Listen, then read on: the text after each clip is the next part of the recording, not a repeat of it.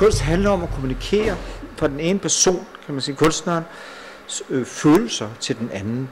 Altså, eller frustrationer over, hvordan verden ser ud, eller noget lignende. Frustrationer i det hele taget. Det kan være alt muligt.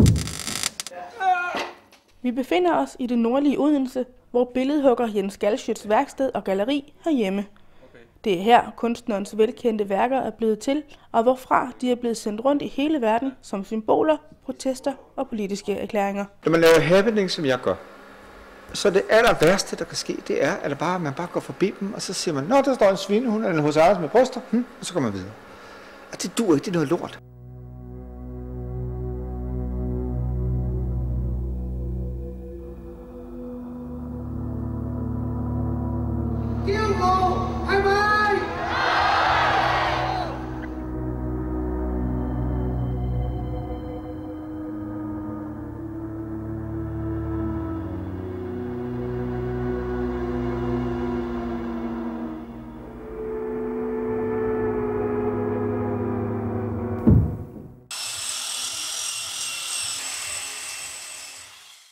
På værkstedet oser der af kreativitet og arbejdsomhed.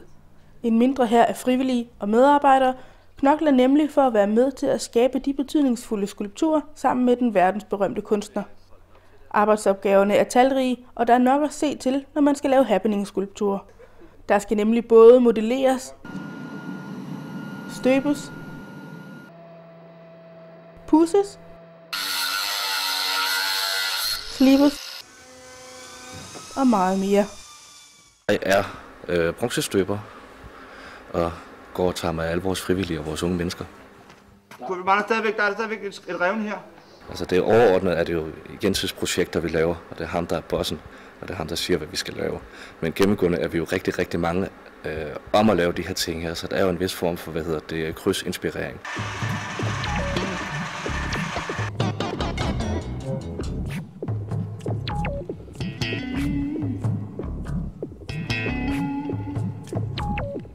I'm working in this project, or in a few projects. I doing a lot of things, but most of them working with wax. Yeah.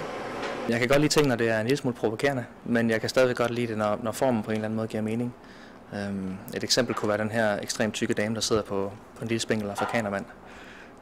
Og jeg tror for mig, der siger den skulptur mange andre ting, end lige hvad der var hensigten, da han lavede den.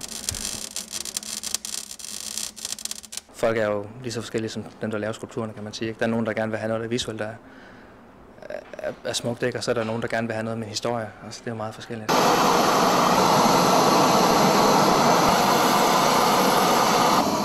Kurt har været på værkstedet længe.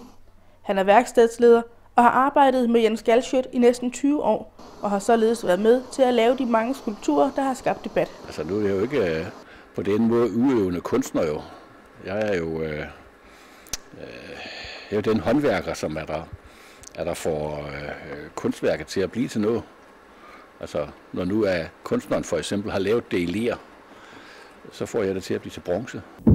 Seeing this as an offense. So what I'm saying to you, you might have internet, you might have 24 hours access, but you are not reading the pulse of the world.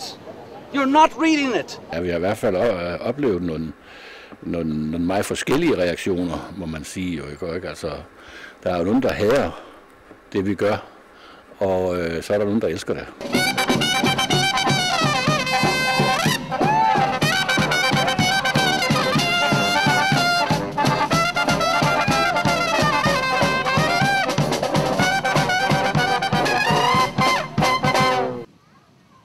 Og skulpturerne har da også været samtaleemner i hele verden.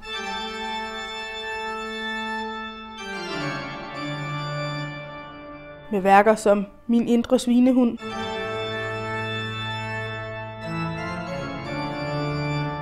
Hungermarchen. It may not affect you, it affects me. If it was in Somalia, I think in Mogadishu it could be dead by now. I Guds navn.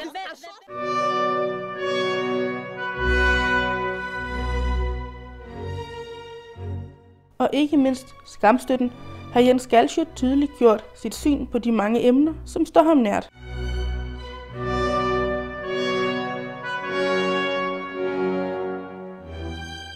handler måske om alt det grimme i verden. Det handler i hvert fald om vores, kan man sige, vores afstumpethed og vores hykleriske adfærd i forhold til, at vi siger, at vi er de bedste og de mest etisk rigtige mennesker på kloden.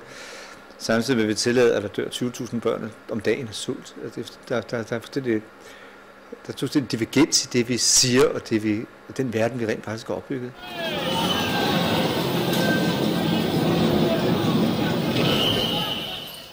Blandt andet var den flere meter høje skamstøtte kunstnerens svar på Kinas overtrædelser af menneskerettighederne på den himmelske fredsplads den 4. juni 1989 og blev opstillet i landet.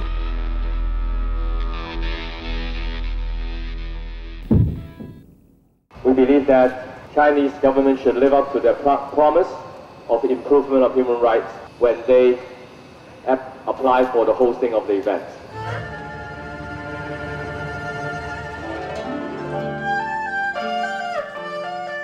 Da han i protest ville male den orange for at sætte fokus på Kinas overtrædelser af menneskerettighederne i anledning af OL i Beijing i 2008, gav det genlyd i hele verden, og kunstneren blev nægtet indrejse i Hongkong. Der er noget galt i Kina. Der er noget galt med menneskerettighederne i Kina. Og det er ikke noget. Kina havde jo lovet, at OL skulle medføre en forbedring af menneskerettighederne. Det har de faktisk ikke gjort. De har faktisk medført en forværring på nogle punkter på menneskerettighederne.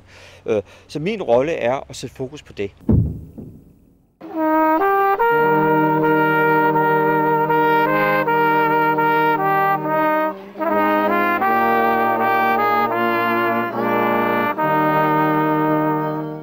Den almindelige befolkning, der bliver jeg faktisk modtaget utroligt godt. Meget bedre end langt de fleste kunstnere, vil jeg tro. Så det bliver sådan anset for nogle lidt højrøde idioter, som er svært at snakke med og sådan noget. Så bliver mine værker faktisk tit meget godt modtaget. Hvorimod kunsteliten, altså dem, der bestemmer kunstmuseerne og den slags, de har det meget, meget tungt med mine værker. Måske fordi, at jeg arbejder i en stilart, der ligger helt tilbage fra 1800-tallet. Man kan se, hvad det er, og den måde, jeg arbejder på, kan man sige, er sådan nogle 1800-tals skulpturer. Jeg bruger dem bare på en meget moderne måde ved at lave sådan nogle store, gigantiske installationer rundt omkring på kloden. Med de der meget gammeldags skulpturer i virkeligheden. Det er de faktisk ret svært ved at forstå, de der museumsdirektører. Så jeg tror, du går hen og spørger museumsdirektøren, så vil de garanteret sige, at jeg er kraftedeme en røv med det her. Jeg prøver en anden måde at stille dem op på. Jeg arbejder i forskellige former lige op i, hvordan de skal være her. Tilbage på værkstedet handler det om bøger og atter bøger. Det er nemlig, hvad der arbejdes på i øjeblikket. Kalschütz nye værk, Fundamentalisme, består af afstøbninger af de hellige bøger, Torah, Bibler og Koraner, der tilsammen skal stables og danne ordet fundamentalisme. Alle de monoteistiske religioner på en gang, eller det er ikke et udtryk for, at vi vil lægge os ud med dem, det er et udtryk for, at vi gerne vil have lov til at have en diskussion om de her, det man kan kalde bogens folk, de monoteistiske religioner. Og det vender sig islam, kristendom og jødedommen.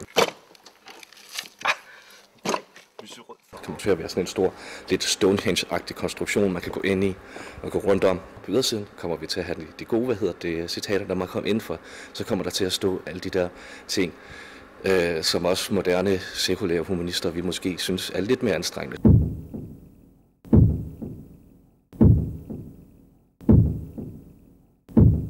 Det kommer sådan til at være et forsøg på at få en eller anden, diskussion, forhåbentlig også med de religiøse, med de her bøger her.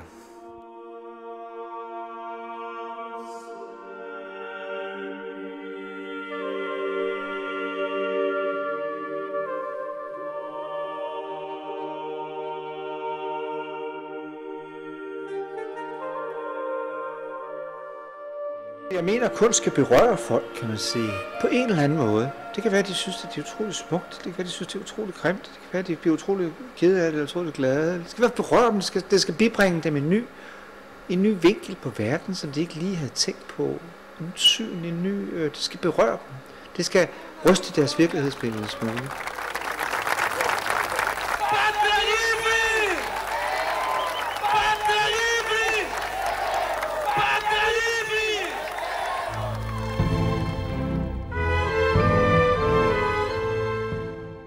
Og mens billedhuggeren og hans hold af medarbejdere og frivillige fortsætter arbejdet, er det jo oplagt at sende en tanke til nogle af de mange skulpturer, der er blevet til på værkstedet i Odense.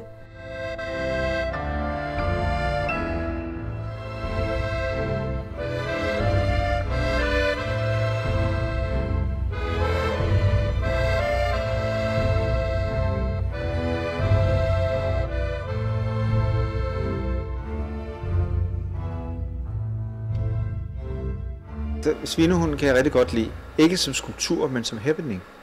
Og Skamstøtten kan jeg også rigtig godt lide som happening. Så er jeg faktisk også rigtig glad for min hungerdrenge og mit skib, flygtningsskib MS Anton, ja, som jeg synes er dejligt. Ja. I hvert fald nogle, jeg bedst kan lide. Det er svært at vide, ikke?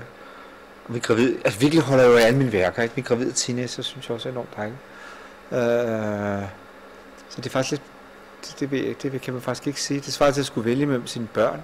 Og det kan man godt, lige så begynder at vælge, så opdager man alligevel, at lille Peter skulle egentlig også enormt sød og spændende, fordi og sådan er det bare, ikke? Jeg tror, jeg har favoritter. Hver gang jeg lige præcis laver dem, så synes jeg, det er dem, der er de fedeste. Og så går der et stykke tid, og så bliver det dem, der er de fedeste nye, så det er virkelig altid. Lige nu, jeg synes, det er fundamentalisme, der er den fedeste. Jeg mener, at kunst er en måde også at accelerere en debat på, og en dialog. Så man kan sige, at den dialog, der kommer, er i virkeligheden også forudsætning for, at der er nogen, der mener det ene og det andet. Hvis er der ingen dialog. Hvis alle bare er enige, så er det ligegyldigt. Så på den måde er jeg ikke nødvendigvis utilfreds med, at folk de for eksempel ikke kan lide mine ting, eller sådan noget. Det er fint nok. Det er udmærket, at de er uenige i det, eller mener jeg går over stregen, eller under stregen, eller under bæltestedet, eller hvad som helst. Altså det er udmærket, det er en del af projektet.